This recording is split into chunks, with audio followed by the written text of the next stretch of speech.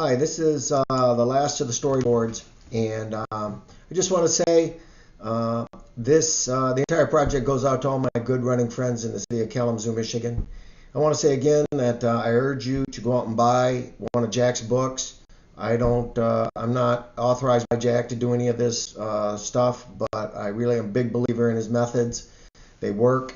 And buy the book that's on the left. That's the third edition. I think it's a little easier to read. But buy both books like I did. So anyway, let's get into it. So where do we go from here? What do we do? And your question is, what's my paces? What do I do?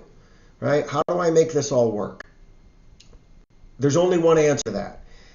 And the answer is, don't look in one of his books to find out what your pace is. That's not how you find out. That's how you look up what your pace is afterwards. What you do now is you dig deep inside and you prove it. You prove your fitness. You prove it in a mile. You prove it in a mile on a track. You prove it in a fast 5K, and run yourself to pieces. You have got to do this. If you do otherwise, you're setting yourself up for injury. And here's my joke. Got VDOT? VDOT is a concept introduced by Jack to measure your running fitness.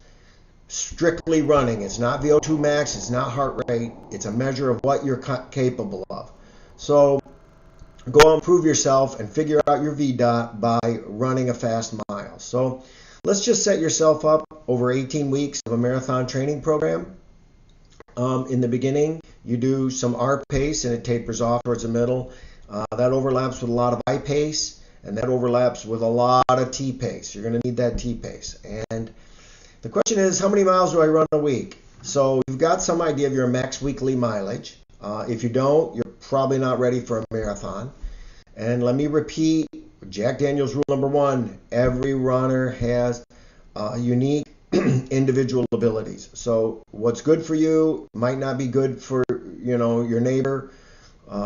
You should know what your max mileage is. I'm at 55 miles a week. I know people with a lot less and a lot more that run marathons very, very well. So start with about 70% of your weekly mileage. You should be about that fit. Work up to 90, down to 70, up to 100%, down to 80, up to 100%, down to 80, until you get down to 60, and bam, day of race. So you're ready. You're going to be fit. This system works. I want to say why the repeat pace, it improves economy. The interval pace improves your cardio. You can see why it's done early. The T pace develops endurance. What's all that running for? A whole lot of easy pace. And that's where you get your strength.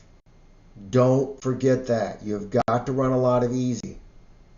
Now that you've done this for 18 weeks, you know you've been trained properly. You've done it by the book. So be confident. Your mental strength will be there. You are well trained, okay? And so finally, we get to Jack Daniels rule number 10, which is a great race or a great run is never, never a fluke. You earned it, okay? Finally, philosophically, I want to let you know 18 weeks is a long time. You can do it alone if you want. But just like Des Linden's great race in Boston, she did it because she relied on her friends and she helped her friends. So get some friends, train with them, race with them. It's the greatest thing in the world. Race with joy. This is a lot of fun. It shouldn't be hard work. All right? Thanks a lot, and get out there and see you with your shoes on.